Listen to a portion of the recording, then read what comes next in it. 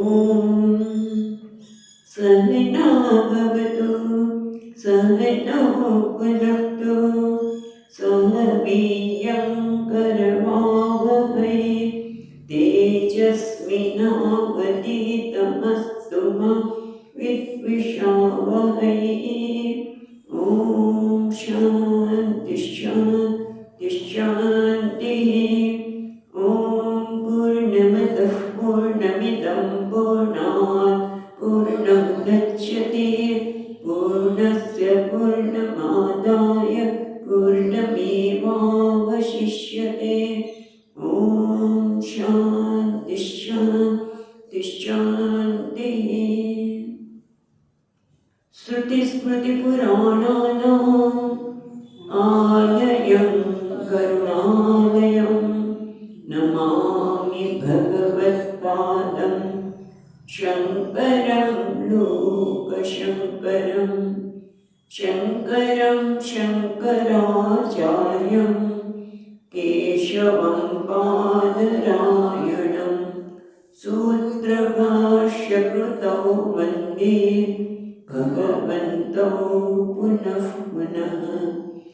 ईश्वरो गुरुरात्मेति मूर्तिभेदविभागिने व्योमवद्व्याप्तदेहाय दक्षिणामूर्तये नमः।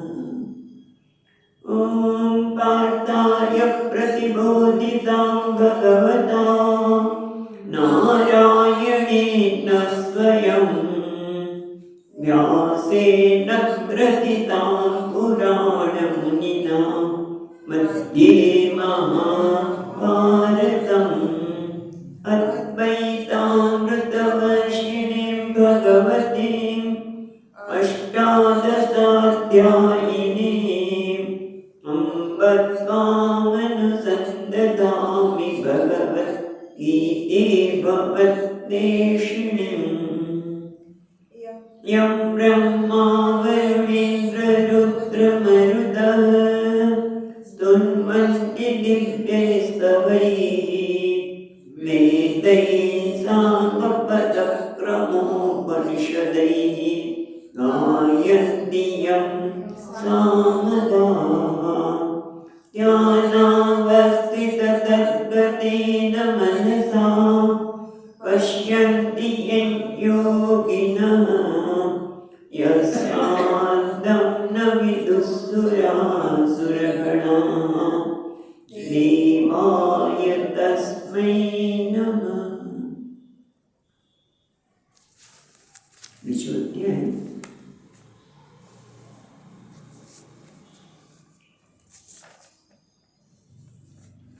સાઈઠમાં શ્લોકથી પાઠ કરીએ।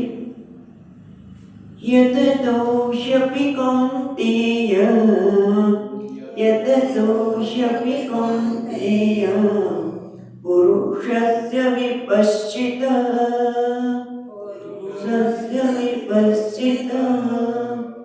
इन्द्रियाणि प्रमाथीनि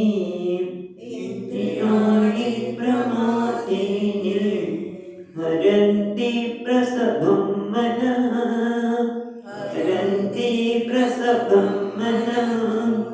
तानि सर्वाणि संयम्य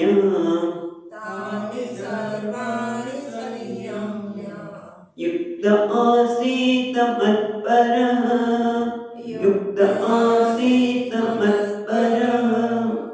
वशे यस्य इन्द्रियाणि तस्य प्रज्ञा प्रतिष्ठिता।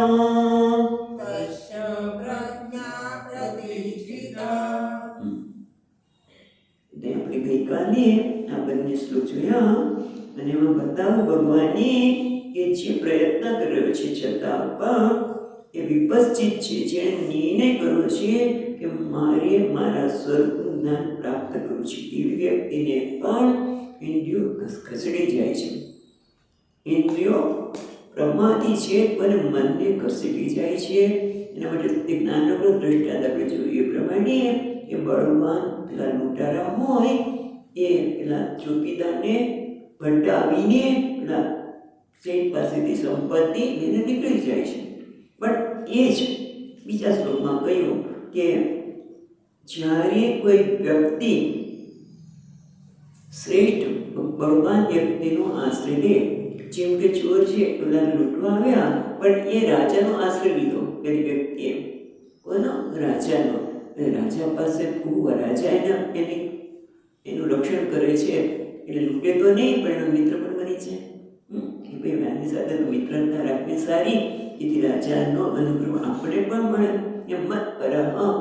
બીજા શ્લોકમાં એ જ કહ્યું કે ઇન્દ્રિયોને સંયમ કરીને ભગવાનને સમર્પિત થાવ. જેમ આપણે એક વખત ભગવાનને સમર્પિત થઈ ગયા પછી કોઈ ચિંતા નહીં. એટલા માટે મત પર જેમ કીધું ને કે રાજાને સમર્પિત કરી જે વ્યક્તિ થઈ ગઈ પછી ચોર લૂંટારોને કશું કરી શકે નહીં. ઇન્દ્રિયો કે બધી જ પછી શાંત થઈ જાય, એનું સ્થાન જ બદલાય છે. અને એટલા માટે પછી ઇન્દ્રિયો વશમાં થવાથી જેની ઇન્દ્રિયો વશમાં છે એની પ્રજ્ઞા સ્થિત છે. એટલે જેની ઇન્દ્રિયો વશમાં છે એની પ્રજ્ઞા સ્થિત છે. જ્યારે આવું કહ્યું ત્યારે ટીકાકાર પછીના 2 શ્લોક માટે સરસ પ્રશ્ન કરે છે.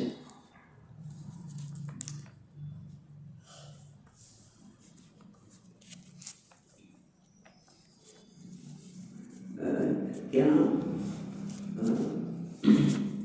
મધુસૂદનજી મહારાજ 62 અને 63ના શ્લોકના પ્રારંભમાં કહે છે. શું કહે છે કે નનુ મનસઃ બાહ્ય ઇન્દ્ર પ્રવૃત્તિ દ્વારા અનર્થહેતુત્વાદ.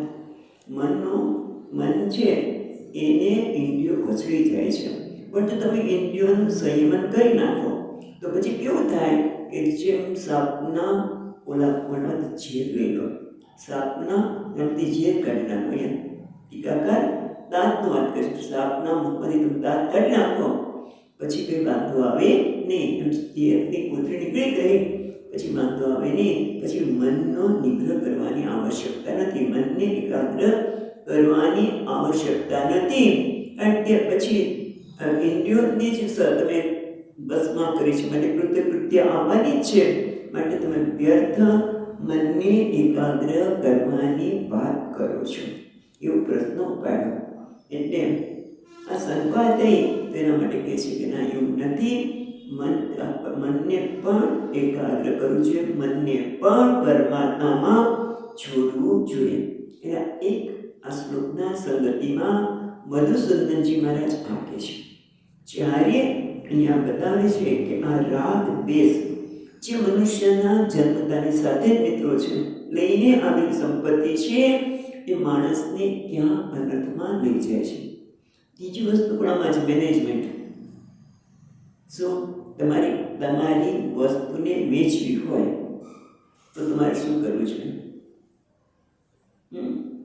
તમે આમાંથી જ નીકળે છે. ઓલો કોઈ પણ વસ્તુ જે જાહેરાત કરીએ ત્યારે કેવી રીતે જાહેર કરે છે આપણે જોઈએ. એ મેનેજમેન્ટ પણ અહીંયા આપણને જોવા મળશે. તો એના માટે 62 અને 63ના શ્લોકમાં કે છે વાંચીએ આપણે. બેકાર જોયું થોડુંક. ધ્યાયતો વિષયાન પુંસઃ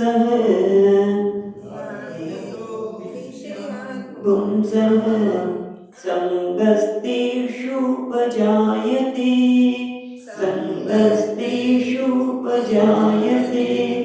સંગાत् સંજાયતે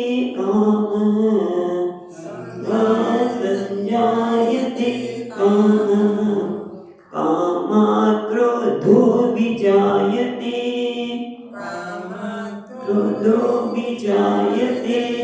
ક્રોધાत् ભવતિ सम्मोहः सम्मोहः स्मृतिविभ्रमः स्मृतिभ्रंशात् बुद्धिनाशः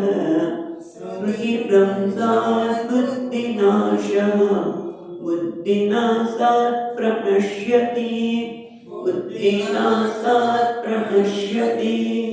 એટલે ભગવાન કહે છે કે આ રાગ અને દ્વેષ માણસને ક્યાં લઈ જાય છે. તો કે છે એની પ્રક્રિયા બતાવે છે. પહેલા તો ધ્યાયત વિષયાન પુંસઃ, કોઈ પણ વ્યક્તિ વિષયનું ચિંતન કરે. પણ અહીં ધ્યાયત કે છે, વિષયનું ચિંતન કરવું નહીં, પણ ધ્યાયત વારંવાર એકને એક વિષયનું ચિંતન કરવું. તો એનાથી શું થાય? સંગ ઉપજાય તે, એનાથી સંગ આસક્તિ, એના માટે રાગ ઉત્પન્ન થાય છે. એના માટે અહીંયા મેનેજમેન્ટ આપણે વાત કરીને કે વેપારી આ મેનેજમેન્ટને ખ્યાલમાં રાખે છે. રાવણે પણ આ જ કર્યું. શું કરે વેપારી? એક વખત એડવર્ટાઇઝ આપે, પણ એક વખત આપે મૂકી નથી દેતો, બીજા દિવસે આપે, 2 દિવસે ફરીવાર આપે. એ પછી માણસને થાય ઓહો આ વસ્તુ તમારી જૂની છે. એક વાર નહીં, વારંવાર. મીઠું હોય તો મીઠા માટે પણ તમને બીજા મીઠા માટે ના, મીઠાની કરતાં આ મીઠું વાપરો સારું. પણ મીઠાને વારંવાર એટલે સાહેબ નિરમા નાખે દે, નિરમાનું મીઠું કદાચ એવું છે, નિરમા કે ટાટા જે હોય એ બધા નાનકડી વસ્તુને પણ વારંવાર આપે એટલે માણસને એને રહેવાની ઈચ્છા થાય. એટલે એક વખત જોવાથી કંઈ નથી થતું, પણ ધ્યાયત એનું વારંવાર ધ્યાન કરવાથી, વિચાર કરવાથી. એમ રાવણ પણ જો જાણે છે, સાયકોલોજીસ્ટ છે, એણે શું કર્યું? સોનાનું હરણ. તું જા. પણ એક વખત હરણ જોયું તો વાંધો નહોતો, ભગવાને કીધું શું કરશો તમે?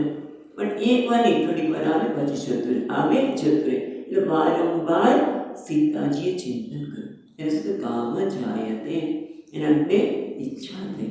તો બધામાં થાય છે કે પહેલાં આપણે એમ થાય કે આ રોજ બગીચા અને જે છે દાખલા તરીકે, તો પછી સ્કૂટર તો કેવું સારું. આ બધા જો મારા મિત્ર છે એ સ્કૂટર પર કેવું સેટ થાય છે, સ્કૂટર પર જાય છે, મારે સ્કૂટર તો સારું, પાછું ભૂલી જાય. પણ પછી 2-3 વખત પછી બસમાં જવું પડે, હેરાન થવું પડે, એટલે કે સ્કૂટર તો કેવું સારું, સ્કૂટર હોય તો કેવું સારું. ધ્યાન હવે સ્કૂટર હોય તો કેવું સારું. જેમ સીતાજીને હવે આ સોનાનું હરણ આપણે ત્યાં આવી જાય, જીવતું હોય કે મરેલું, એની ઓલામાંથી છાલમાંથી પણ નીકળશું વસ્ત્ર વગેરે, એ વારંવાર એનું ચિંતન કરે. તમે જોજો કોઈ પણ વસ્તુની ઈચ્છા, તમે બજારમાં જાઓ અને એક સાડી જુઓ, સરસ છે, પણ બીજી વખત જવાનું થયું ત્યારે પણ એ જ સાડી લટકતી હોય, સાડી દાખલા તરીકે, તો શું થાય? આ તો બહુ સરસ છે, આ પહેરી હોય લગ્નમાં બધા કરતાં હું જુદી પડી જાઉં, બધા કરતાં મારો વટ પડી જાય. પછી કેટલા પૈસા છે, આટલા તો ભેગા થઈ જશે, આનો વાંધો નહીં આવે. એટલે શું? ધ્યાયત વિષયાન પુંસઃ, એ વસ્તુ માટે વારંવાર ચિંતન કરતી સુધી સંગ રાગ થાય છે, ભાઈ મારે જોઈએ. અને પછી સંગ થાય એટલે એને તો ભાઈ મારે જોઈએ, ઠીક છે. પણ એવું નથી થતું, ત્યાં અટકતું નથી. આખી પતનની પ્રક્રિયા ભગવાન આપણને બતાવે છે કે માણસનું પતન, આ રાગદ્વેષ કેવો અનર્થ સર્જે છે, કેવું પતન કરે છે. એટલે પછી સંત મારે તો જોઈએ છે, સ્કૂટર જોઈએ છે, સાડી જોઈએ છે, સીતાજી મારે હરણ જોઈએ છે. અને પછી તો કામના સંગા સંચાયે તે કામ, એક વાર જોઈએ છે એવો નિર્ણય થયો, પછી એમાંથી કામના એટલે ભાઈ આના વગર તો જાણે છે, હવે તો સ્કૂટર જોઈએ જ, આ સાડી વગર તો પછી તો બીજા ગમે ત્યાં જે કરવું પડશે કરીશ, પણ આ સાડી તો જોઈએ જ. અને પછી એના માટે આખું મન પ્લાન કરે, સારું છે.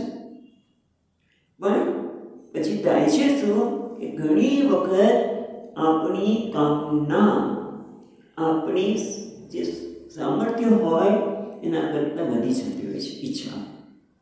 હવે સ્કૂટરની આપણે સાયકલ આપણે ત્યાં હોય નહીં, અને હું સ્કૂટરની વિચાર કરું તો એ કેવી મોટી વસ્તુ છે. જે સાયકલ લેવાના પૈસા ન હોય અને એ વિચાર કરવા સ્કૂટર જોઈએ છે. અને પછી શું થાય? કામમાં ક્રોધો વિચાર્યતે, પછી ક્રોધ જન્મે.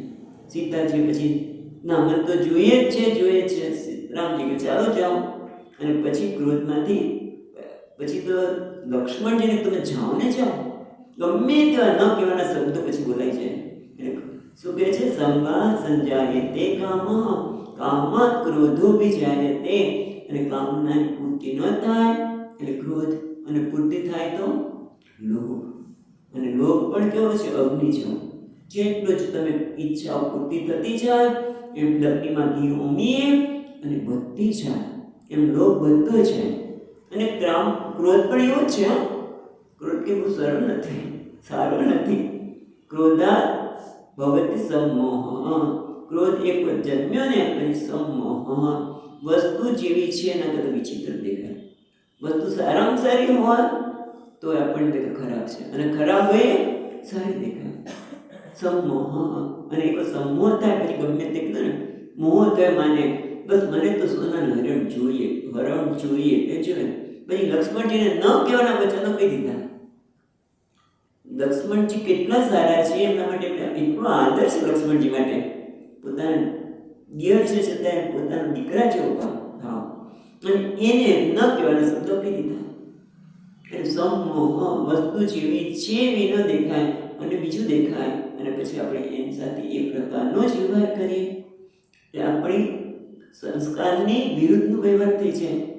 જેમ કે વાલ્મીકી રામાયણમાં આવે છે. વાલ્મીકી રામાયણમાં વાલ્મીકીજી વાલ્મીકીજી લખતા હતા કે લંકામાં અશોક વાટિકામાં જે પુષ્પો હતા સુંદર સફેદ કલરના હતા. હનુમાનજી મહારાજને વાંચ્યું એટલે તમે આ ખોટું લખ્યું છે. કેમ? તમને તો મનમાં જે દેખાય છે એ પ્રમાણે તમે લખી રહ્યા છો, બરોબર? હું તો જાતે ગયો છું લંકામાં, અશોક વાટિકામાં હું જાતે ગયો છું અને મેં ફૂલ જોયા છે, લાલ હતા. એટલે કે સફેદ હતા, લાગે છે લાલ છે. હનુમાનજી મહારાજ કે લાલ, એટલે કે સફેદ હતા. હવે શું કરું? રામજી પાસે ગયા. રામજીને શું કર્યું? બા પાસે જ ગયા. રામજી પાસે ક્યાં જવાની વાત છે? સીતાજી જેને આટલો વખત રહ્યા છે એમને પૂછ્યું તો કે હનુમાનજી મહારાજ તમને આગળ ફૂલ લાલ કેમ દેખાણા ખબર છે? તમને ક્રોધ ચડ્યો ત્યારે જ્યાં રાવણ આવ્યો અને રાવણે જે વ્યવહાર કર્યો એ જેને ક્રોધ ચડ્યો પણ તમને લાલ દેખાણા. એમ કહેવાનું શું છે કે વસ્તુ પછી જેવી છે એવી દેખાય નહીં. ક્રોધાત ભવતિ સંમોહ. અને સફેદ ફૂલ પણ લાલ દેખાય. વસ્તુ સારી છે એ ખરાબ દેખાય, ખરાબ છે એ સારી દેખાય. અને પછી શું થાય છે? ક્રોધાત ભવતિ સંમોહ. સંમોહા સ્મૃતિ વિભ્રમઃ. અને સ્મૃતિ વિભ્રમઃ. અને પછી સ્મૃતિનો નાશ થાય. ભ્રંશ વિભ્રમઃ એટલે સ્મૃતિનો નાશ થાય છે. સ્મૃતિ એટલે આપણા સંસ્કાર. સ્મૃતિ એટલે આપણે કહીએ તમને આની સ્મૃતિ છે કોઈ વસ્તુ માટે, આપણે તમને આની સ્મૃતિ છે યાદ છે શા માટે? એના માટે વાપરતા હોઈએ છે ને. પણ એટલે કે કોઈ સંસ્કાર છે ખ્યાલ, એનો અર્થ આવું થાય ને કે એ તમને એના કોઈ સંસ્કાર છે. એમ અહીંયા પણ એક સંમોહ સ્મૃતિ વિભ્રમઃ. સંમોહ થવાને લીધે વસ્તુ જેવી છે એવી ન દેખાવાને લીધે શું થાય છે?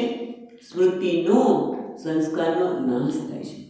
પોતાના સંસ્કારને, એના સંસ્કાર તો આપણા બહુ સુંદર છે, પણ કોઈને જેમ સીતાજી કોઈને કે ન કહેવાના બેન કેમ કીધા?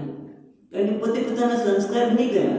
પોતાને છાજે છે એવું વર્તન ન કરે. સ્મૃતિ એટલે સંસ્કાર, અને સંસ્કારને નાશ થવાથી બુદ્ધિ નાશ. સ્મૃતિ ભ્રંશાત બુદ્ધિ નાશ. એટલે સ્મૃતિનો ભ્રંશ થવાથી સ્મૃતિ નાશ થાય એટલે સંસ્કાર બધા દબાઈ ગયા. નાશ તો એટલે શું? એ વખતે એ સંસ્કાર દબાઈ ગયા. પછી જોઈશું દબાઈ ગયા કે શું આપણે પછી જોઈએ છીએ. અને બુદ્ધિનાશ સ્મૃતિ ભ્રંશાત બુદ્ધિનાશ. બુદ્ધિનાશાત પ્રણશ્યતિ. બુદ્ધિનાશ એટલે હવે એનામાં સારા સારું વિવેક. બુદ્ધિમાં શું છે? વિવેક કરવાની શક્તિ. આ સારું છે કે ખરાબ? હવે જ્યાં બુદ્ધિનો જ નાશ થયો એટલે પછી એનું વર્તન કેવું થઈ છે? પશુ જેવું. પશુઓને કંઈ ખબર નથી પડતી, એ તો આવેગપૂર્વક જ વ્યવહાર કરે છે. આવેગમાં બસી લો કોના સામે બસે છે? તારા માલિક સામે. કૂતરો માલિક સામે પણ બસી શકે. એટલે કે બુદ્ધિનાશાત પ્રણશ્યતિ, બુદ્ધિનો નાશ થવાથી, સારા વિવેક જવાથી એ નાશ થાય છે. એટલે કે ખરેખર પોતાના પુરુષાર્થથી એ વંચિત રહે છે. અને આ ક્યારે થાય છે? એક વખતમાં નથી થતું. આની ઘટના તમે જો કે વારંવાર ક્રોધ આવે. એક વખત ક્રોધ આવે પછી જતું રહેવું નથી બનતું.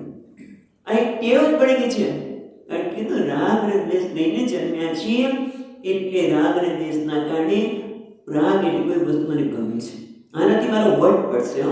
મારી પાસે સ્કૂટર હશે, મારી પાસે આવી સાડી હશે, મારી પાસે આ હશે, મારો વટ પડી જશે, લોકોમાં વટ પાડી દેશે. એની પાછળનું કારણ આપણે ઘણી વખત જોઈ ગયા છીએ. એટલે વારંવાર પોતાના વગર મારે નહીં ચાલે, આમ હશે તો મને આમ થશે, સ્કૂટર હશે તો પછી ગમે ત્યાં જવું ત્યાં જઈ શકાશે, આમ થશે, આમ થશે. અને એ જ વખતે પૈસા ભેગા કર્યા હોય, સ્કૂટર મળવા માટે, અને પૈસા ભેગા કર્યા અને કંઈક મોટું બીજું તો ઘટના ઘટી, એને પાછળ આપવા પડ્યા. પછી એના એ વ્યક્તિને આપવા પડ્યા હોય ને તો મોટું કકડાટી થઈ જાય, ગુસ્સો આવી જાય. કારણ કે વારંવાર સંવાદ સંજાય તે કામ. એક વખત નહીં, પછી વારંવાર થાય. ક્રોધ એક વખત આવી જાય તો વાંધો નથી. એટલે અહીંયા આપણને હમણાં જોઈશું આપણે કે ભગવાન શું કહેવા માંગે છે. બટ એક વખત ક્રોધ થાય તો વાંધો નહીં, પછી બીજી વખત, દરેક વખત ક્રોધ થાય ત્યારે શું થાય? મોહ. એટલે પછી મોહ ઉત્પન્ન થવાનો જ છે. અને મોહ ઉત્પન્ન થાય તો સ્મૃતિનો નાશ થાય. અને સ્મૃતિના નાશથી બુદ્ધિ પ્રણશ્યતિ, બુદ્ધિનો પણ નાશ થાય છે. મને કીધું એક વાર નહીં, વારંવાર કરવાથી. વારંવાર કરીને જેમ પાણી ભરનાર ડેમ કુએ જાય, અત્યારે બધું ખાલી આમ કલ્પના કરવાની છે. ત્યારે દોડાથી ખેંચતી હોય, વારંવાર દોડાથી એકને એક જગ્યાએ ખેંચી તો નીક પડી છે, ટેવ પડી છે. અને પછી નાની નાની વસ્તુમાં માણસને ક્રોધ આવી જાય. જરાક ઈચ્છા પૂરી ન થાય અને ક્રોધ આવે. અને ક્રોધ થાય એટલે પછીના કહેવા છે, ક્રોધથી પણ શરીર ઉપર અસર થાય છે. કારણ કે તમે જો ક્રોધ થાય ત્યારે પણ ખાલી અકળામણ થાય ને, ઘણા લોકો ક્રોધ પ્રગટ તમે ન પણ કરો તો પણ શરીર પર અસર થાય છે. ખાલી અંદરથી અકળામણ થાય તો થાય, તો ક્રોધ કરે તો શું ન થાય?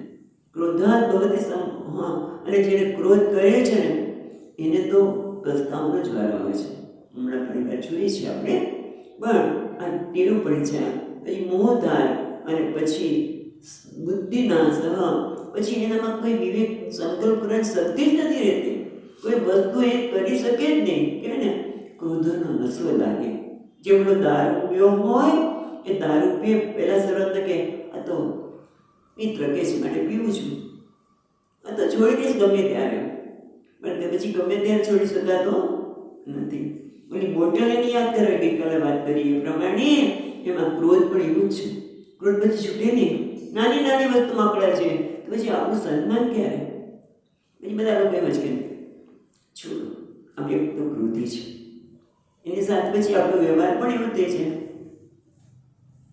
એની આ તો આપણને આવું થઈ શકે. હવે આપણે વિચારીએ કે ભગવાન આપણને પતનના જે પગથિયા બતાવે છે તેમાં તમે વિષયનું ચિંતન કરવાનું નથી. વિષયનું ચિંતન કરો, પણ જો ત્યાં સાવધાન હોય તો વિચાર કરીએ કે ભાઈ વારંવાર મારું ચિંતન કેમ કરું છું? એવું તો શું છે કે મને એની માટે વારંવાર વિચાર થાય છે? ભલે પેપરવાળા એડવર્ટાઇઝ કે ગમે તે વસ્તુ હોય, હું ત્યાંથી વારંવાર નીકળું પણ ખરા, પણ એટલે મને આ સાડી જોઈએ એવો સંગ્રહની આવશ્યકતા ક્યાં છે? જો આપણા મનને આપણે કેળવવી હોય તો ત્યાં જઈને અટકાવી શકીએ. ભાઈ વારંવાર વિચાર કરવાની આવશ્યકતા નથી. મને આ વ્યક્તિ આમ કીધું, મને આમ કેમ કહ્યું? ગાંડો માણસ કહી જાય તો કંઈ વાંધો નહીં, પણ મારો છોકરો કે પૌત્ર કશું બોલે, દાદાજી આમ નહીં થાય તમારે. આજે છોકરાઓ એવું જરા એમને સંકોચ નથી થતો, એમને એવા સંસ્કાર જ નથી હોતા કે દાદાજીને ન કહેવાય, અમને એમ ન કહેવાય. તમે અહીંયા આવો તો તારે જેવું તો તું છે ને બેટા, દાદાને એ નીચે કેમ બોલાવે છે? તમે અહીંયા ને ક્યાં આવો? આવું કરનારા અત્યારના બાળકો છે જ. એવી રીતે વિચારીએ છીએ આપણે. પણ ટૂંકમાં કહેવાનું શું છે કે એવું જ્યારે બોલે ત્યારે આપણને સંગા સંજાય તે કામ, કામાત ક્રોધો વિજાય. એટલે વારંવાર વિચાર કરે કે આમ કેમ કર્યું, કેમ કર્યું, કેમ કર્યું, ત્યાં અટકાવી દે તો પછી રાગ ન જન્મે. એને આમ કરવું છે. પછી રાગના લીધે સંગા સંજાય તે કામના જન્મે. અને એ વખતે પણ આપણે વિચાર કરીએ કે આ કામના એટલે અમુક પ્રકારની અપેક્ષા જન્મે. મને આમ થવું જોઈએ, મને આમ મળવું જોઈએ. અપેક્ષા વસ્તુની થાય કે મને સ્કૂટર તો મળવું જ જોઈએ. કામના એટલે અપેક્ષા, આ તો થવું જોઈએ, આ મળવું જોઈએ, આ વ્યક્તિ મારી સાથે આમ કરવું જ જોઈએ. આ બધી કામના છે ને. કેમ? કારણ કે સંગ છે. આ વ્યક્તિ મારી સાથે આમ કરવું જોઈએ કારણ કે એ વ્યક્તિ મારી છે, એ વ્યક્તિ મારી છે, આ વસ્તુ મારી થવી જવી જોઈએ. સંગ એટલે મને મળવી જોઈએ. એની માટે કામના જન્મે, અપેક્ષા જન્મે. અપેક્ષા કે આને આમ કરવું જોઈએ, આ વસ્તુ મને મળવી જ જોઈએ. આ બધી અપેક્ષા છે. વ્યક્તિ મારી સાથે આમ કરવું જોઈએ, વસ્તુ મને મળવી જોઈએ, આમ પરિસ્થિતિ બધી મને અનુકૂળ હોવી જોઈએ. હું જે કંઈ કરું મને સફળતા જ મળે છે. નિષ્ફળતા સ્વીકાર તૈયાર જ નથી. પૂછ્યું જરાક નિષ્ફળતા લાગે અથવા તો આ વ્યક્તિ સાથે હું વાત કરીશ અને મારું અપમાન કરશે તો કરે નહીં, પણ એવું મનમાં જ લાગે તો પણ આપણે નહીં કરે, એ સાથે વ્યવહાર નહીં કરે. અનંત અપેક્ષા, કામના કહો કે અપેક્ષા કહો. અને ખરેખર અપેક્ષા આપણને વસ્તુમાં નથી. હું સફળ થવો જ જોઈએ, મારી સાથે વ્યવહાર આવો જ થવો જોઈએ, એમની પાછળ મૂળ કારણ તો આપણે જ છે. આપણે જ છે કે મને મારા માટે અપેક્ષા છે કે હું આવો હોવો જોઈએ, હું આવી હોવી જોઈએ, હું જે કંઈ કામમાં લઉં એ પૂરું થવું જ જોઈએ, મેં નક્કી કર્યું પ્રમાણે થવું જ જોઈએ, તો હું બરોબર છું. હું સફળ જ હોવો જોઈએ, ક્યારે નિષ્ફળ થવું જોઈએ નહીં. મારી સાથે લોકોએ આવો જ વ્યવહાર કરવો જોઈએ તો બરોબર છે, નહીંતર એક વ્યક્તિ સાથે નહીં બોલું. એટલે એ બધા પાછળ ખરેખર કે મારા માટે અપેક્ષા છે. એ વ્યક્તિ મારી સાથે આવો વ્યવહાર કરવો જોઈએ કે જેથી બરાબર છે. એટલે અપેક્ષા છેવટે તો પણ માટે છે, મારી માટે છે. હું મારા માટે અપેક્ષા છે. અને એટલા માટે એ અપેક્ષા જો પૂરી ન થાય તો શું થાય છે? ક્રોધ છે ને, ક્રોધ છે. અથવા તો કોઈ વ્યક્તિ એવું બની ગયું અને આપણે ક્રોધ છે, એ વસ્તુથી ક્રોધ જન્મે છે. નહીં, મારી અપેક્ષા પૂરી ન થઈ, પણ એ અપેક્ષા કોના માટે છે? મને મારા માટે જ છે. અને એટલા માટે કોઈ વ્યક્તિ ગમે તે બોલી મને ક્રોધ કેમ જન્મે? એમ કે આવું કરવું છું નહીં. તમે જે આવું કરે, મારી છોકરી મારા માટે આવું કરે, મને ન ગમે, બરાબર છે. અને એના કારણે ક્રોધ જન્મે. અને આપણે ખબર છે કે ક્રોધ એવી વસ્તુ છે કે માણસને વિવેક ભૂલાવી દે છે. અને જેટલી તીવ્રતા વધારે કામની ઈચ્છાની તીવ્રતા જેટલી વધારે, મને મળવું જ જોઈએ, આમ થવું જ જોઈએ, એટલે ક્રોધ સીમા મૂકી દે. અને આપણે કેટલી વાર જોયું છે પછી વિવેક ભૂલી જાય છે. પોતાના જ છોકરાને ક્રોધમાં એટલું બધું નુકસાન પહોંચાડ્યું કે દવાખાને પોતે લઈ છે. અને પછી શું કરવાનું? પસ્તાવો. અરે મેં આવું કર્યું. જ્યારે ક્રોધ સમી જાય ત્યારે પોતે જ પસ્તાવાના અગ્નિમાં બળતો હોય. અરે મારાથી આવું થઈ ગયું. નાની નાની વસ્તુમાં તલવાર ઉઠી છે. અને એ પોતાના માટે અનર્થ સર્જાવે છે, બીજાના માટે પણ એ વખતે પણ આપણે અટકી શકીએ. જ્યારે કામના ઉત્પન્ન થાય છે ત્યારે પણ એને આપણે સમજાવીએ કે આ ઈચ્છાની પૂર્તિ કરવા જેવી છે ખરી. આજે મારી અપેક્ષા જન્મી છે, એની પૂર્તિ કરવા જેવી છે. વિષય શું દોષ દર્શનો, આ વિષયમાં મને આ વસ્તુ મળવી જ જોઈએ, આ વ્યક્તિ મને મારી સાથે આ વ્યવહાર કરવો જ જોઈએ. વ્યક્તિ માટે પછી જોઈએ, વસ્તુ માટે જોઈએ. જગતના પદાર્થોની ઈચ્છા જન્મી છે તો બતાવીએ કે તું જેની ઈચ્છા કરે છે એ મેળવવામાં તારે કેટલું ગુમાવવું પડશે તને ખબર છે? અત્યારમાં સ્કૂટર જોઈ છે, સાડી જોઈ છે, તો તારી મનની શાંતિ તારે હણી લીધી અને કેટલા પૈસા ભેગા કરવા પડશે, અને બધું ગયા પછી થોડાક વખતમાં બગડી ગયું. અને આજકાલ તો આ લોકો આવું જ કરે છે. ઇલેક્ટ્રોનિક સાધન મને જોવા મળ્યું ને અનુભવવા પણ મળે છે અને જોવા પણ મળે છે કે આ ઇલેક્ટ્રોનિક સાધન બધા મોબાઈલ બધા 3 વર્ષ પછી બગડી જાય. એ લોકોની બેટરી પણ તમને મળે નહીં. સ્ટાન્ડર્ડ કંપની હોય તો પણ કે આ મોડલ તો આપણે કાઢી નાખ્યું છે, બેટરી નથી. એટલે ટૂંકમાં કહેવાનું છે કે તું જેટલી મહેનત કરે છે એ થોડી વખત પછી જતું રહેવાનું છે. દોષ દર્શન મનને સમજાવીએ. અને જો પહેલું શું કહે છે કે જ્યારે મન નિશ્ચય સતત ચિંતન કરે તો ક્યાં પણ અટકાવી શકીએ. જો ચિંતન કરતા ઈચ્છા રાગ જન્મ્યો અને રાગના કારણે કામના જન્મી તો કામના વખતે પણ વિષય દોષ દર્શન તમે વિષયમાં દોષ દર્શન કરીને અટકાવી શકો. ક્રોધ જન્મે કદાચ ત્યાં પણ કે ક્રોધ જન્મે તો શું કરવું? શું કરવાનું? ઉદાહરણ આ વ્યક્તિએ આવું વર્તન કેમ કર્યું?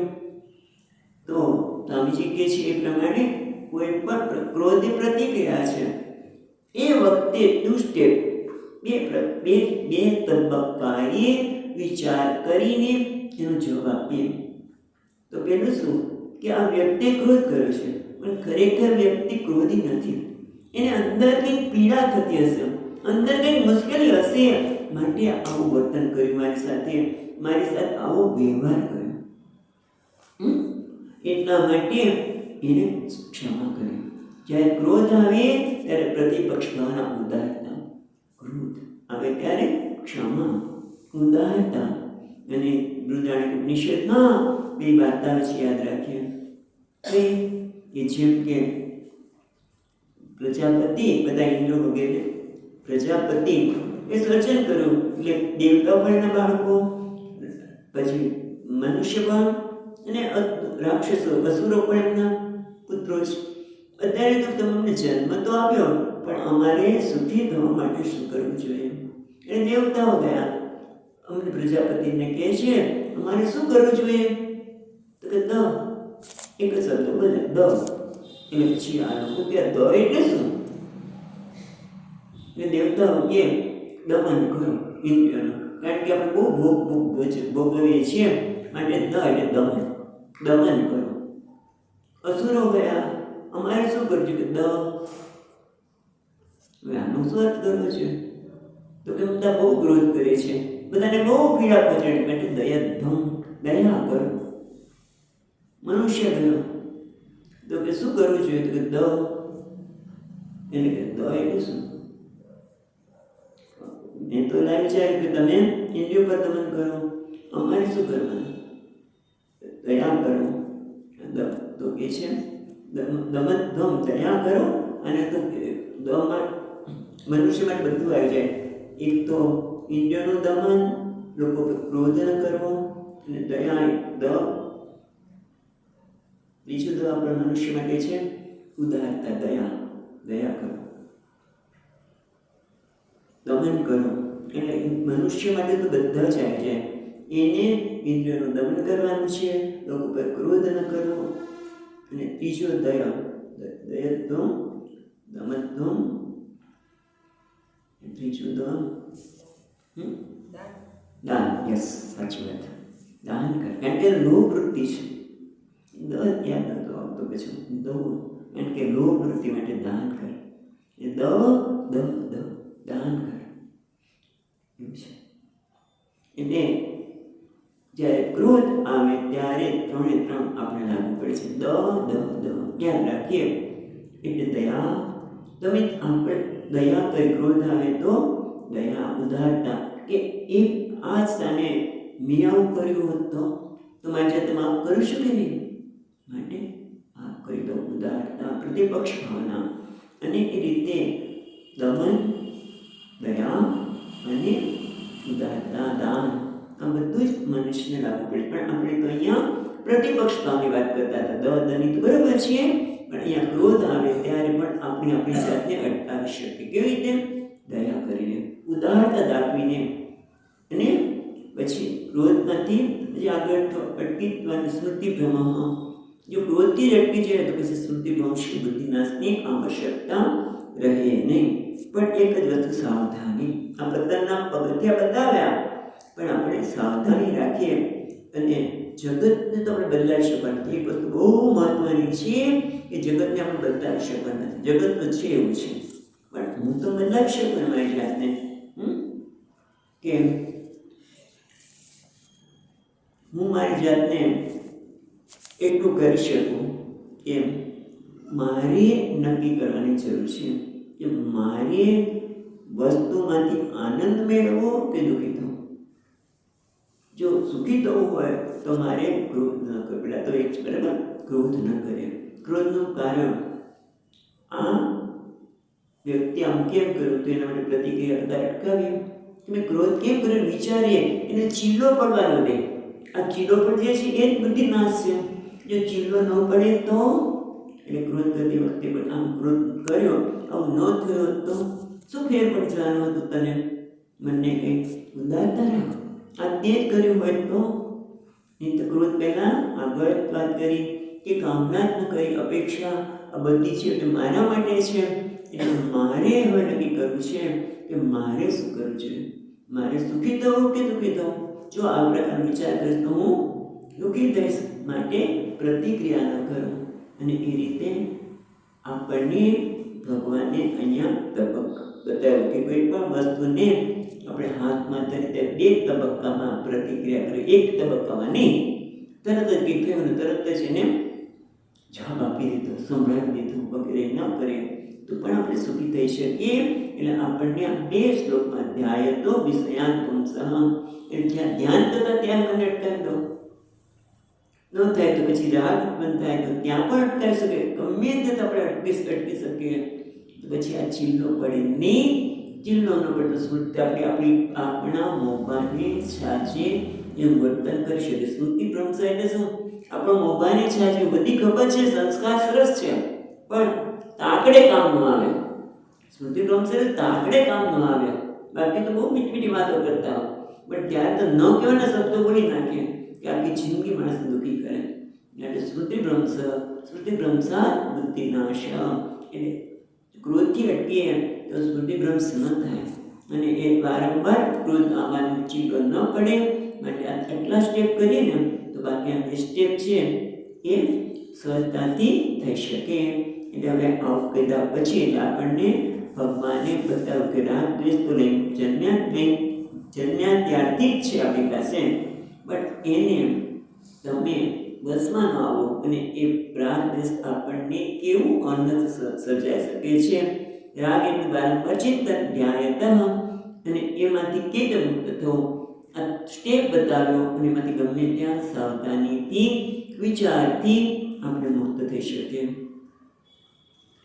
હવે આગળ કહે છે સર્વ અનર્થસ્ય મૂલમ ઉત્તમ. આ બધા જ મૂળનું કારણ બતાવ્યા પછી ઇદાનીમ સર્વ અનર્થ મૂળ છે વિષયનું સતત ધ્યાન. હવે મોક્ષનું કારણ છે એની વાત કરે છે. અથવા તો મનસી નિગૃહીતે બાહ્ય ઇન્દ્રિય નિગ્રહ અભાવે પી ન દોષ. મનનો જ નિગ્રહ કરી તો પછી ઇન્દ્રિયોનો અભાવ કદાચ ઇન્દ્રિયો વિષયમાં જાય તો વધારે દોડી શકવાની નથી. એટલા માટે હવે પછીના શ્લોકમાં એની વાત કરે છે. અથવા તો કેમ પ્રચેત અજ્ઞાની વ્યવહાર કરે છે ત્યારે કેવી પ્રકારનો હોય છે એની વાત પછી આ શ્લોકમાં કહે છે. જ્ઞાનીની વાત કરતા કહે છે 64મા શ્લોકમાં. બરાબર 64 63 તો થઈ ગયા ને ના 62 63 થઈ ગયા. 62 63 સાથે લીધા ને. હા એ 64માં. હા 64 રાગદ્વેષ વિયુક્તૈસ્તુ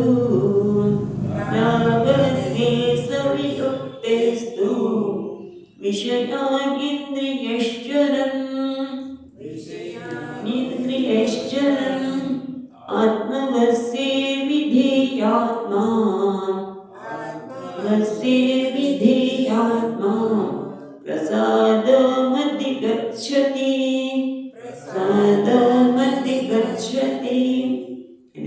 છે રાગ દ્વેષ યુક્તૈ તુ તુ એટલે પરંતુ એને જે આગળ વાત કરી એના કરતા બીજી વાત છે તું રાગ દ્વેષ યુક્તૈ એ રાગ અને દ્વેષથી રહિત રાગ અને દ્વેષથી રહિત એટલે ઇન્દ્રિયો વડે અને ઇન્દ્રિયો અંદર મૂકવું પડશે વિષયાન ઇન્દ્રિયશ્ચરન વિષયાન વિષયોને ઇન્દ્રિયો વડે ચરણ એટલે ભોગવતો ચરણ એટલે ભોગવતો આત્મવસ્યૈ આત્મા એટલે અહીંયા મન જેના વશમાં છે તેવા વિધેય આત્મા જેનો આત્મા અંતઃકરણ વશમાં છે વિધેય વિધેય આજ્ઞાકીત છે જેનું મન અંતઃકરણ વશમાં છે અથવા તો જેનું મન આજ્ઞાકિત છે તો એનાથી શું થાય છે પ્રસાદમ અધિગચ્છતિ એ પ્રસન્નતાને પ્રસાદમ એટલે પ્રસન્નતાને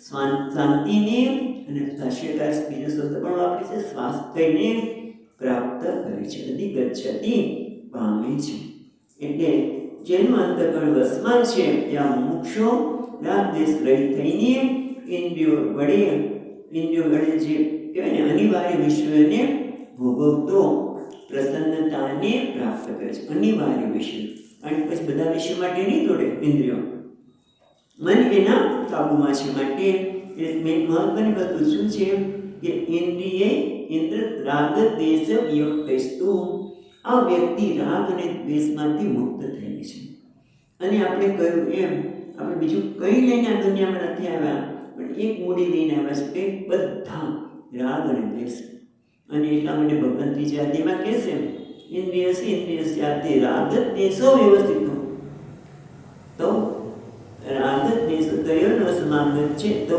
યસ્ય પરિપંતિનમ એ તારા શત્રુ છે પણ એવું સમજાય ત્યારે એ રાગ દ્વેષ કરવા છે તો ક્યાં કર ભગવાનના કર જગતના વિષયોમાં રાગ દ્વેષ કરવા કરતા દ્વેષ તો કરવાનો તો ભગવાનના રાગ કરવો તો ભગવાનના કર આસક્તિ કરવી તો ભગવાનમાં કર હવે શાસ્ત્ર કહે છે આમ કર મત કર તું તારો રાગ ભગવાનમાં જોઈ દે પ્રેમ કરો તો ભગવાનમાં જોઈ દે કારણ કે દુનિયામાં રાગ દ્વેષ તો થવાના જ છે રાગ એટલે શું વસ્તુને આકર્ષણ એ ન મળે તો નાસીપાસતા ઈર્ષા આત્મતિરસ્કાર શું આ બધા જ આવેગો રાગના લીધે આવવાના છે પણ જે વ્યક્તિ રાગ દ્વેષ વિયુક્ત હોય જે વ્યક્તિ રાગમાંથી મુક્ત છે એટલે કે જેમાં નાસીપાસતા નથી ઈર્ષા નથી પોતાનો તિરસ્કાર કરતો નથી એનામાં શોકના આવેગો જન્મતા નથી અને તે દ્વેષ એટલે શું દ્વેષના લીધે કામ આ વસ્તુ ન આવે ક્રોધ લોભ બધું જ આવવાનું સ્પર્ધા પણ આવવાની દ્વેષ હોય ત્યાં અને આ બધાથી પેલી વ્યક્તિ મુક્ત છે કેમ મુક્ત છે એનું મત પર એને ઈશ્વર સાથે જોડાઈ ગઈ છે અને તો આગળ વાત કરી એ પ્રમાણે એ જ્યારે કર્મ કરે છે ત્યારે ઈશ્વરને અર્પણ કરે છે ઈશ્વરને અર્પણ કરી જે કંઈ કર્મ કરે છે એ કોને ઈશ્વરને અર્પણ કરે છે અને જ્યારે ફળ મળે છે ત્યારે પ્રસાદ બુદ્ધિ છે બસ આ બે વસ્તુ છે સરળ છે બોલવું તો બહુ સુંદર પ્રસાદ બુદ્ધિ પણ સરળ નથી એને વારંવાર મનને આ પ્રસાદ બુદ્ધિ માટે તૈયાર કરવું પડે નહીં તો ભલે ને બોલીએ ખરા પ્રસાદ બુદ્ધિ કરતા મંદિરમાં જઈને અને ત્યારે જે પ્રસાદ મળે ને તો આપણે કે આવો પ્રસાદ રોજ પોપૈયો મને યાદ છે રોજ પોપૈયો જ આપે પ્રસાદના મમરા જ મળે ક્યાંક મીઠાઈ તો આનંદ આવી જાય એ પ્રસાદમાં પણ આપણને આનંદ આવો પ્રસાદ પેલો પ્રસાદ એવું પણ થતું હોય તો આ પ્રસાદ કયો છે જગતના પદાર્થ માટે છે જ્યારે આપણે કામ કરીએ છીએ ત્યારે કર્મમાં જે ફળ આવે છે મારા માટે પ્રસાદ બને છે અને તો જ એટલો છે રાગ દ્વેષ વિયુક્તસ્તુ તો એ રાગ અને દ્વેષમાંથી મુક્ત થઈ જાય છે પછી ભલે ને વિષય ઇન્દ્રિયો વિષયમાં જાય રાગ દ્વેષ ન હોય જેમ કીધું ને આપણે સર્પમાંથી જે કોથળી કાઢી લીધી પછી સર્પ ગમે તેટલો ફૂફાડા મારે તો આપણે કંઈ ચિંતા થાય નહીં એમ વિષયો કે છે વિષયાન ઇન્દ્રિયશ્ચરન ઇન્દ્રિયો વિષયમાં ભલે જતી હોય પણ હવે ક્યારે જશે વિષયમાં જ્યારે હવે એમ લાગે કે બસ આ વસ્તુની આવશ્યકતા છે જ, અથવા તો ભગવાને મને અહીંયા મૂક્યું છે અને મારે આ કાર્ય કરવું પડે, એ વિષયની પ્રાપ્તિ કરવી પડે, પણ એ પેલા માટે કહે છે ભગવાને આ સ્થાને મૂક્યું છે માટે મને વિષયોમાં જઈને મારે કંઈ મેળવવાનું નથી. જે આપશે ભગવાને ખબર છે, એવી ભાવના છે. એ વિષયમાં જાય છે ખરો ઇન્દ્રિયો, પણ હવે એનું મન વિધેય આત્મા કે છે આત્મા વસ્તે વિધેય આત્મા, એનું મન આત્મા વસ્તે, આ મન એનો મિત્ર છે, હવે શત્રુ નથી. જેમ કે છઠ્ઠા અધ્યાયમાં કે છે આત્મા એવો ને આત્માનો બંધુ. હવે આ મન છે આત્મા વસ્તે, મન એના વશમાં છે, એટલે કે મનનો મિત્ર છે, એને અનુકૂળ છે, એને આજ્ઞાકિત છે. વિધેય આત્મા, વિધેય આત્મા, આત્મા એટલે શું મને વિધેય એટલે વિધાન કરે, આજ્ઞા, એટલે મન આજ્ઞાકિત છે. એને ખબર છે, મનને કહી દઉં ભાઈ વિષયોમાં હવે તારે દોડવાનું નથી, કારણ કે સુખ પણ નથી અને દુઃખ પણ નથી, પણ છતાં ભગવાને આ વસ્તુ મને આ સ્થાને મૂક્યો છે માટે મારે આ કાર્ય કરવાનું છે. વિષયમાં જવું તો પડે, વ્યવહાર તો કરવો જ પડે, એટલે વ્યવહાર કરે છે, પણ હવે એના માટે અહીંયાથી કંઈ લેવાની ઈચ્છા નથી, નિષ્કામ ભાવે વ્યવહાર ચાલી રહ્યો છે. એટલા માટે કે છે આત્મવસ્તે, એનું મન વશમાં છે, એટલે વિધેય આત્મા, મન પણ વિધેય છે. આત્મા આજ્ઞાકિત બની ગયો છે, મન આજ્ઞાકિત બની ગયો છે, અને એના લીધે શું થાય છે? પ્રસાદમ અધિગચ્છતિ, પ્રસાદ એટલે પ્રસન્નતા, શાંતિ, સ્વાસ્થ્યની પ્રાપ્તિ કરે છે. હા, સુંદર શબ્દ છે. સ્વાસ્થ્યની પ્રાપ્તિ પણ કે છે. સ્વાસ્થ્ય પોતાનામાં સ્થિતિ, સ્વાસ્થ્યના બે અર્થ કરીશું આપણે. સ્વાસ્થ્યની સ્વસ્થ સ્થિતિ એ પોતાનામાં સ્થિતિ થાય છે, પોતાની સાથે રહેવાથી પ્રસન્ન થાય. આત્મેવ આત્મના દુષ્ટઃ, એ પોતાની સાથે રહે છે એટલે આપણે પ્રસન્નતા છે, એ પોતાની સાથે છે માટે શાંતિ છે. એટલે બીજાની ચિંતા કરતો અશાંતિ આવી શકે, પણ આ તો પોતાની સાથે જ છે માટે શાંતિ છે. અને સ્વાસ્થ્ય એટલે સ્વમાં સ્થિતિ, અથવા તો સામાન્ય અર્થ કરીએ સ્વાસ્થ્ય એટલે સ્વસ્થ શરીર. અને એટલા માટે તુલસીદાસજી મહારાજ કહે છે, અને આ લોકો પણ આરોગ્ય આયુર્વેદાચાર્ય પણ કહે છે શું કે લોભ, તમે જો ને વ્યક્તિ આવતી હોય એના પ્રતિ ખબર પડતી હોય, ત્યારે લોભ વધારે હોય તો કફની પ્રકૃતિ હોય, એ ત્યાં તુલસી રામાયણ કહે છે કામ વાત કફ લોભ અપાર. મનુષ્યમાં ક્યાં ઉત્તરકાંડમાં કહે છે કામ વાત કફ લોભ અપાર, ક્રોધ પિત્ત નિત છાતિ સારા. જો લોભ હોય તો કફની પ્રકૃતિ થાય એવું કહે છે. પછી ક્રોધ હોય તો પિત્ત વધી જાય, એટલે કામ કફ પિત્ત વાત આ બધું કોના આધારે છે? એ લોકોના પ્રમાણે કામ ક્રોધ અને લોભને લીધે છે. હવે જ્યારે મન પ્રસન્ન છે, જ્યારે ઇન્દ્રિયો એને આજ્ઞાકિત, આમ તો મન આજ્ઞાકિત છે એટલે ઇન્દ્રિયો જાય છે, પણ ઇન્દ્રિયો એમાંથી કંઈ મેળવવાનું નથી, એટલે કામના લીધે ક્રોધ જન્મે, ક્રોધના લીધે લોભ, આપણે ક્રોધના લીધે સ્મૃતિભ્રંશ થાય, એવું કશું થવાની શક્યતા જ નથી. માટે સ્વાસ્થ્ય છે એવું પણ કહેવાય ને, માટે શારીરિક સ્વાસ્થ્ય છે. આમ તો સ્વસ્થિતિ આચાર્ય જ્યારે કહે છે શંકરાચાર્ય મહારાજ, સ્વાસ્થ્યમ એટલે પોતાનામાં સ્થિતિ, આત્મામાં સ્થિતિ, પણ શારીરિક સ્થિતિ પણ, શારીરિક સ્વસ્થતા પણ આ પ્રકારની મનોદ્રષ્ટા હોય, મન બસમાં હોય, મન મિત્ર હોય તો શારીરિક સ્વસ્થતા પણ કે બાય પ્રોડક્ટ, ગૌણ બાય પ્રોડક્ટ એટલે ગૌણ અર્થમાં કે એને પ્રસન્નતા તો મળે જ છે, પણ પ્રસન્નતા સાથે એનું સ્વાસ્થ્ય પણ સરસ રહે છે. આ ગૌણ અર્થમાં લીધું આપણે. હવે આગળ કહે છે પ્રસાદે સતી કિમ સ્યાદ, જો પ્રસાદ હોય, પ્રસન્નતા હોય તો શું થાય?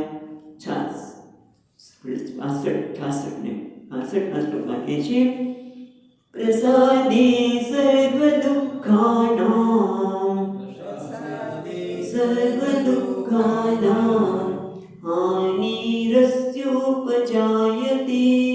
હાનિરસ્યોપજાયતે, પ્રસન્નચેતસો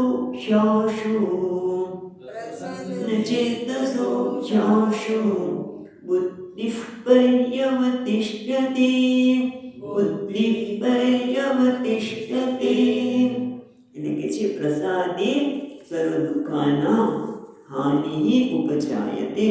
પ્રસાદ એટલે પ્રસાદ, પ્રસન્નતા. પ્રસન્નતા પ્રાપ્ત થતા સર્વ દુઃખાના બધા દુઃખોની હાનિ નાશ થાય છે. પ્રસન્ન ચેતસો હિ આશુ. અને પ્રસન્ન, જેનું ચિત્ત પ્રસન્ન છે, હાનિ ઉપજાય એટલે દુઃખનો નાશ થાય છે.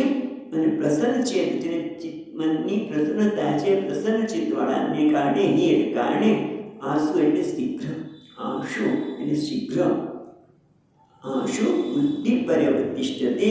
બુદ્ધિ સ્થિર થાય છે ક્યાં? આત્મામાં, પોતાનામાં એ સરળતાથી સ્થિર થાય છે.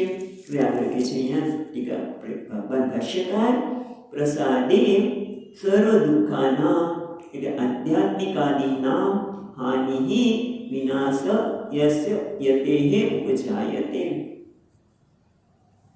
હાનિ રસ્ય છે ને, હાનિ રસ્ય છે ને, હાનિ અસ્ય ઉપજાયતે. અસ્ય શબ્દ છે જો ઉપરની લીટીમાં, પેલી લીટીમાં પ્રસાદે સર્વ દુઃખાના હાનિ રસ્યો, હાનિ અસ્ય ઉપજાયતે. અસ્ય એટલે આ એટલે કોણ? યતિ, જે આ પ્રકારની ઇન્દ્રિયોને પોતાના વશમાં, મનને પોતાના વશમાં કર્યું છે અને એના કારણે એને પ્રસન્નતા પ્રાપ્ત કરી છે. એવા પ્રસન્ન થયેલા પ્રાપ્ત વ્યક્તિ માટે આધ્યાત્મિક આદિના જે દુઃખ છે એનો નાશ થાય છે. એ ત્રિવિધતાથી કોઈ મુક્ત થઈ શકે નહીં. ત્રિવિધતા એટલે આધ્યાત્મિક, આદિ ભૌતિક અને આદિ દૈવિક. એ તાપથી તો કોઈ મુક્ત થઈ શકે નહીં. રાજા રામ હોય તો રામ ભગવાન પોતે અવતાર ધારણ કરે તો પણ એની મનમાં જવું પડે કે મનમાં સરળ છે ને બધું, કાંટા ખાંગરા બધું હોય. એ તો ભગવાનની કૃપાથી તુલસીદાસજી મહારાજ બતાવે છે કે ભરત જ્યારે ભગવાનને મળવા જાય છે ત્યારે પ્રકૃતિ એને એકદમ સરળતા કરી આપી, કાંટા ખાંગરા ઠંડક અને રસ્તો ચોખ્ખો થઈ ગયો વગેરે વગેરે આવે છે. સરળ તો છે નહીં, બધું હોય મનમાં. અને એટલું જ નહીં, પત્નીને કોઈ પડી જાય, દુઃખ ઓછું છે. અને પાછું બધું કર્યું છતાંય કોઈની નિંદા તો સાંભળવાની રહે છે. આધ્યાત્મિક એમ કહે છે સર્વ દુઃખાના હાનિ ઉપજાયતે. એટલે બધા ત્રૈતાપ તો રહેવાના છે. કારણ કે ભગવાનને થાય ને કૃષ્ણ ભગવાન માટે તો કહેવાનું જ નહીં. નાનપણથી જ એટલા તાપ, કોઈને કોઈ આવે પૂતના આવે, 6 દિવસના ત્યારથી બધા તાપ એમને આવે છે. એ ટૂંકમાં દરેકને તાપ તો આવવાના છે. આ ત્રણેય પ્રકારના કંઈક ને કંઈક આધ્યાત્મિક હોય, આદિદૈવિક હોય, એ બધા તાપ આવે. પણ એ તાપના કારણે દુઃખ નથી જન્મતું. જેમ કે શરીરમાં પીડા છે, શરીરમાં પીડા જરૂર થાય પણ એનાથી દુઃખ નથી થતું. એટલે હાનિ અસુપજાયતે એટલે કે એના કારણે પરિસ્થિતિ આવે, ન ગમતી આવે તો સામનો કરવો પડે, લડવું પણ પડે, પણ એનાથી દુઃખ નથી થતું. હાનિ ઉપજાયતે એટલે કે આ તાપથી કોઈ મુક્ત થઈ શકે નહીં, પણ એનાથી હાનિ અને દુઃખની એને અનુભૂતિ થતી નથી. પરિસ્થિતિની સામે બધું કરવું પડે, પીડા તો પીડા સહન કરવી પડે શરીરમાં, આધ્યાત્મિકતા, પણ એનાથી દુઃખ થાય નહીં. જેમ કેટલા મોટા મોટા મહાત્માઓને કેન્સર થયું છે, પીડા નહીં થઈ હોય પણ એનાથી દુઃખ ઉત્પન્ન થતું નથી, કારણ કે પ્રસન્નતા છે. એ સ્પષ્ટ રીતે શરીરથી, મનથી, બુદ્ધિથી, કારણ કે એની બુદ્ધિ પરિવર્તિષ્ઠતે, એની બુદ્ધિ આત્મામાં અસ્તિત્વથી એ શરીર મન અને બુદ્ધિથી અંતર્ભૂ કર્યું છે. માટે હાનિ ઉપજાયતે એને સર્વ દુઃખની હાનિ થઈ જાય છે. જેમ આગળ કહ્યું ને, દુઃખેશુ અનુદ્વિગ્નમનઃ, દુઃખેશુ અનુદ્વિગ્નમનઃ સુખેશુ વિગત સ્પૃહ. એટલે બધા દુઃખોની હાનિ એટલે હવે એમનું મન ઉદ્વિગ્ન થતું નથી, અને સુખ માટે સ્પૃહા પણ થતી નથી. સુખેશુ અનુદ્વિગ્નમનઃ, દુઃખેશુ અનુદ્વિગ્નમનઃ સુખેશુ વિગત સ્પૃહ, એને સ્પૃહા રહેતી નથી. એટલે પ્રસન્નતા, પ્રસન્ન ચેતસો હિ આસુ. આસુ જેનું મન પ્રસન્ન છે, જેમાં પ્રસન્નતા છે, શાંતિ છે, એના માટે શું છે? શીઘ્ર તરત જ, કારણ કે હવે પ્રસન્નતા છે એ બુદ્ધિ પરિવર્તિષ્ઠ, બુદ્ધિ એ આત્મામાં સ્થિત થાય છે, સ્થિત પ્રજ્ઞ બનવામાં આવે ને કોઈ અવરોધ રહ્યો નથી. કારણ કે પ્રસન્નતા અને સ્વરૂપ, આત્માનું સ્વરૂપ છે પ્રસન્નતા, આનંદ, એમાં એ સહજતાથી સિદ્ધ થઈ શકે છે. એટલે કે છે एवं प्रसन्नतेतसो अवस्थित बुद्धेः कृतकृत्यता, એના લીધે જીવનમાં કૃતકૃત્યતા, બુદ્ધિ પરિવર્તિષ્ઠતે એટલે એને જીવનમાં કૃત્યતા લાગે છે. યતઃ તસ્માत् રાગદ્વેષયુક્તૈઃ ઇન્દ્રિયૈઃ શાસ્ત્રવિરુદ્ધેષુ અવર્જનીયસી યુક્તઃ સમાચરેત ઇતિ વાક્યાર્થઃ. ભગવાન ભાષ્યકાર કહે છે, અને બુદ્ધિની સ્થિરતા થવાથી કૃતજ્ઞતા આવે છે, અને એટલા માટે વ્યક્તિએ રાગ અને દ્વેષથી મુક્ત થવું જોઈએ, અને આ માટે એને મૂલ્ય જન્મવું જોઈએ, અને એ પ્રમાણે યુક્ત બનવા માટે મનથી યુક્ત બનવું છે. સમાચરે એટલે રાગ દ્વેષથી શાસ્ત્ર વિરુદ્ધ કોઈ પણ પ્રકારના રાગ દ્વેષ ન રાખે, શાસ્ત્ર વિરુદ્ધના. બીજા રાગદ્વેષ તો બધા કે આપણે આગળ પણ વાત કરી છે, જ્યારે પરિવાર કાર્ય તપાસીશું કે કેટલાક રાગ છે ઈચ્છા એ નુકસાન કરનારી ન હોય તો એ કંઈ માનતો નથી. શાસ્ત્ર વિરુદ્ધના રાગદ્વેષથી મુક્ત થવાની આવશ્યકતા છે, એવું આનો વાક્યાર્થ થાય છે. ઓમ પૂર્ણમદઃ પૂર્ણમિદં પૂર્ણાત પૂર્ણમુદચ્યતે પૂર્ણસ્ય પૂર્ણમાદાય પૂર્ણમેવાવશિષ્યતે. ઓમ શાંતિ શાંતિ શાંતિ. શંકરં શંકરાચાર્યં કેશવં બાદરાયણં સૂત્રભાષ્યકૃતૌ વંદે ભગવन्तौ પુનઃ પુનઃ. ईश्वरो गुरुरात्मेति मूर्तिभेदविभागिने व्योमवद्व्यक्तदेहाय दक्षिणामूर्तये नमः. ॐ शान्ति शान्ति शान्तिः. हरिः ॐ. श्रीगुरुभ्यो नमः.